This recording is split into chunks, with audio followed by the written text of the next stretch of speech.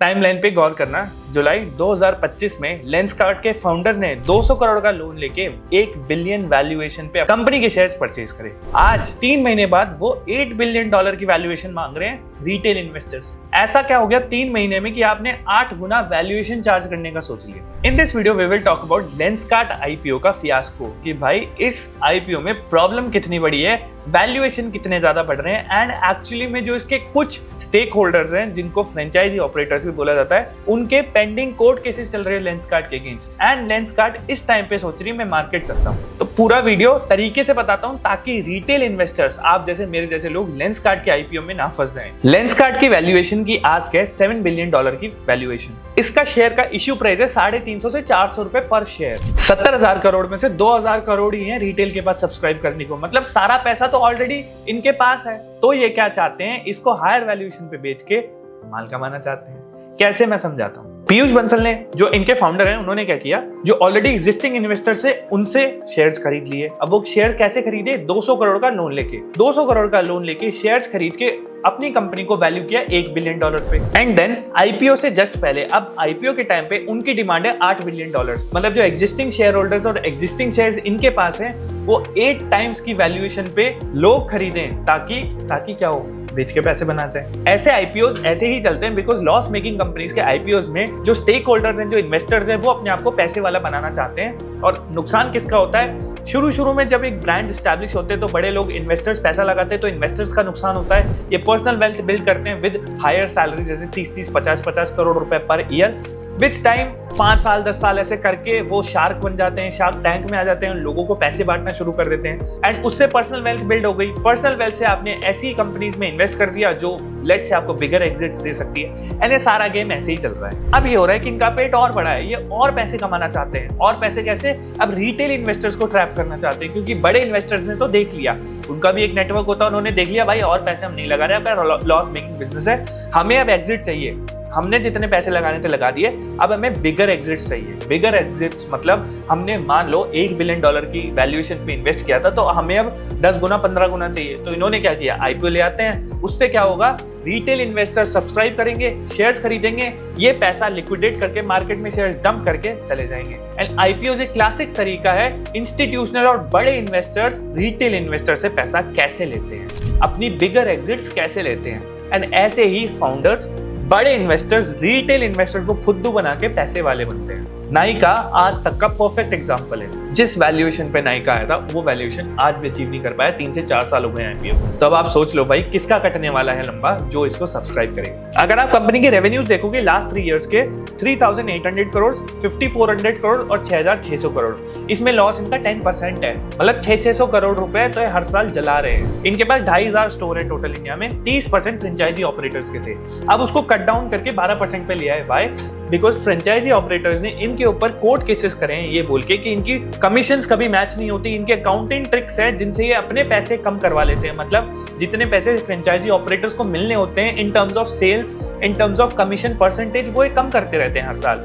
And finances ठीक से share नहीं हो रही है, स्टोर पे कितना खर्चा लग रहा है, क्या हो रहा है, किस हिसाब से इनको रेम्यूनरेशन दिया जा रहा है। तो फ्रेंचाइजीज इनसे परेशान है एंड लॉस मेकिंग बिजनेस एक बन गया है। एंड एक और एलिगेशन है, जैसे ही कोई स्टोर, फ्रेंचाइजी ऑपरेटेड स्टोर अगर प्रॉफिटेबल बनने लगता है तो उसी के बगल में कंपनी ऑपरेटेड स्टोर आ जाता है। मतलब कंपनी को दिख रहा है कि ये एरिया प्रॉफिटेबल है, ये फ्रेंचाइजी अच्छा कर रहा है, तो क्यों ना इसी एरिया को अब मैं ले लूं जो कि उसने बिल्ड किया है। आपने तो क्या अपना नाम लगाया है, पूरी मेहनत तो फ्रेंचाइजी ऑपरेटर ने करी है। तो इसी चीज का एलिगेशन लेंसकार्ट कंपनी पे लगा है। तो ये कोर्ट केसेस पहले चल रहे थे, खत्म हो गए, अभी दोबारा इनको रीओपन कराया गया है आईपीओ से जस्ट पहले, बिकॉज बहुत से फ्रेंचाइजी ऑपरेटर्स को निकाल दिया गया है जबरदस्ती because they were making money. यही उनकी सबसे बड़ी गलती है। अगर आप टाइटन आईवेयर की बात करो, जितना इनका लॉस है ना लेंसकार्ट का 600 से 800 करोड़, उतना इनका साल का रेवेन्यू है। टाइटन एयर केयर प्लस की बात कर रहा हूँ, स्टिल वो 8 से 9% प्रॉफिटेबिलिटी पे ऑपरेट कर रहे हैं, एबिटा मार्जिन पे। तो फिर आप सोचो, ये बड़े बड़े शार्क्स बैठ के बात कर रहे हैं, तुम्हारा एबिटा कितना है, तुम्हारा लॉस कितना है, तुम्हारा प्रॉफिट कितना है, कितना मार्जिन है, मैं कैसे इसको बेचूंगा, क्या ये बात करने की है? भाई आप खुद के बिजनेस में तो अचीव कर लो ये सब पहले। दूसरे को उस लेंस से देखना जिस लेंस से आपने खुद को कभी देखा ही नहीं है। Is it justified? अब बात करते हैं कि एक्चुअली में ऐसे बिजनेसेस पैसे बनाने के लिए बने हैं या इन्वेस्टर्स को एग्जिट देने के लिए बने हैं। लेंसकार्ट का सीधा सा रेवेन्यू मॉडल समझो। उसके बहुत सारे प्रोडक्ट्स हैं, उसका ओमनी मॉडल है, मतलब कुछ फ्रेंचाइज बेस्ड हैं, कुछ खुद के स्टोर्स हैं। वो लेंस देता है, लेंस के साथ फ्रेम्स ही देता है, खुद के फ्रेम्स के ब्रांड भी हैं, मतलब जॉन जेकब्स वगैरह ये सब इनके खुद के ब्रांड्स हैं, इन हाउस स्टोर ब्रांड्स हैं जिनको एज अ वेस्टर्न ब्रांड बोल के बेचते हैं, बिकॉज जॉन जेकब्स भाई बाहर का नाम यूज कर लिया, मस्त काम हो गया। बट द सबसे बड़ी प्रॉब्लम है इनका मार्केटिंग बजट। मार्केटिंग में बहुत ज्यादा खर्चा हो रहा है, एंड मार्केटिंग एंड इनकी कॉम्पेंसेशन, जो सैलरीज ये बांट रहे हैं खुद के फाउंडर्स को, खुद के टॉप मैनेजमेंट एग्जीक्यूटिव्स को, वो बहुत ज्यादा है। एंड बिकॉज ऑफ दैट इनके लॉसेस क्रिएट हो रहे हैं, एंड उन लॉसेस को कवर करने के लिए इन्होंने सोचा है कि लेट्स डू आईपीओ। हो सकता है अच्छी सोचो, बट जो लॉस मेकिंग कंपनी होगी वो आईपीओ क्यों लेके आएगी? ओला इलेक्ट्रिक, एथर एनर्जी, ये सब लॉस मेकिंग कंपनी से क्यों आएंगी? क्योंकि अपने बड़े इन्वेस्टर्स को एग्जिट देना चाहते हैं, क्योंकि उन इन्वेस्टर्स का अब दिमाग खराब हो चुका है। वो बोल रहे हैं भाई 10-10 साल से हमने तो हमारी कंपनी में इन्वेस्ट कर रखा है, हमें बाहर निकालो प्रॉफिट में, नहीं तो पूरी इंडस्ट्री में नाम हो जाएगा तुम्हारा और तुमको कोई 1 रुपया भी नहीं देगा। एंड तभी वो ओला के फाउंडर साहब बोलते हैं कि ये सब तो वेस्टर्न कॉन्सेप्ट है, सैटरडे संडे, जबकि वेस्टर्न कॉन्सेप्ट की लैंग्वेज में उन्होंने बात करी है, इंग्लिश में बात करके बोल रहे हैं कि भाई ये तो वेस्टर्न कॉन्सेप्ट है, सैटरडे संडे तो होते ही नहीं थे, हम तो 7 दिन काम करने वाले लोग हैं, 12 घंटे काम करने वाले लोग हैं। आप इनकी आयरनी समझो कि ये लोग चाहते हैं कि रिटेल इन्वेस्टर्स जो अपने एम्प्लॉइज हैं उनके बैक्स पे एक बहुत बड़ी कंपनी खड़ी कर दें एंड ये खुद पैसे वाले बन जाएं। एंड ये हमेशा ऐसे ही बनता रहेगा जब तक हम ऐसी लॉस मेकिंग कंपनीज पे ध्यान देते रहेंगे। अगर आपको सेलिब्रेट करनी है तो छोटे बिजनेसेस जो प्रॉफिट मेकिंग है एटलीस्ट उनको सेलिब्रेट करिए, उनके आईपीओ में इन्वेस्ट करिए। एटलीस्ट वो लोग जानते हैं बूटस्ट्रैप बिजनेस क्या होता है, जेब से पैसा लगा के बिजनेस कैसे बनाया जाता है, एंड उसको वो कंटिन्यू करना जानते हैं। हमेशा ये चीज देखना, जब भी फाउंडर्स बड़ी वैल्यूएशन मांग रहे हो तो उसकी फाइन प्रिंट में जाना, उसकी बुक्स में जाना कि भाई वो क्यों मांग रहे हैं, इससे किसका भला होगा, मेजॉरिटी ऑफ द शेयर्स किसके हैं, और जो ऑलरेडी शेयर्स है क्या वो प्लेज्ड हैं। हमारे एक वेदांता के फाउंडर हैं, उन्होंने क्या किया था, वेदांता को मल्टीपल कंपनीज में डिस्ट्रीब्यूट कर दिया एंड खुद के जो शेयर्स हैं उन सबको प्लेज कर दिया एंड उसी से बायबैक कर लिया शेयर्स का, एंड उससे वैल्यूएशन हाई हो गई, शेयर प्राइस बढ़ गई, एंड शेयर प्राइस बढ़ने से आप सब जानते हो आईपीओ में महंगा खरीदा गया, एंड क्योंकि वो महंगा खरीदा गया बस रिटेल इन्वेस्टर फंस गया। जो इन्वेस्टर था रिटेल इन्वेस्टर वो अब लॉन्ग टर्म इन्वेस्टर बन गया है। वाई? बिकॉज उसके पैसे फंस गए हैं।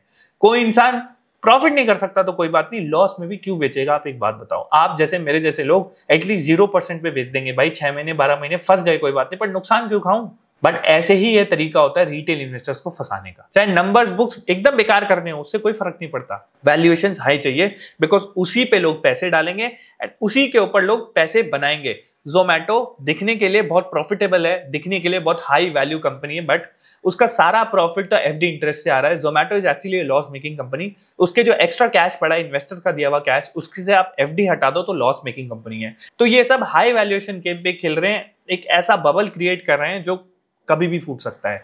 सो एज अ रिटेल इन्वेस्टर आप अपनी पोजीशंस अगर बिल्ड भी करना चाहते हो तो देख समझ के, कंपनी की वैल्यूएशन समझ के करना, उनकी बुक समझ के करना, एंड more than 2-2.5% मत करना अपने पोर्टफोलियो का, because that is a very risky way of building a portfolio. So I hope आपको समझ आया होगा लेंसकार्ट से बच के क्यों रहना है एंड क्यों इस कंपनी में थोड़ा सा ग्रे एरिया क्रिएट हो गया है अपनी वैल्यूएशंस को लेके। मामाअर्थ, नायका, अब लेंसकार्ट, ऐसी कंपनी से दूर रहना भाई जो रिटेल इन्वेस्टर्स को बेवकूफ समझती है एंड कहीं ना कहीं खुद के फाउंडर्स एंड खुद के top level executives and investors को रिच बनाने में लगी हुई है। That's all for the video. See you soon.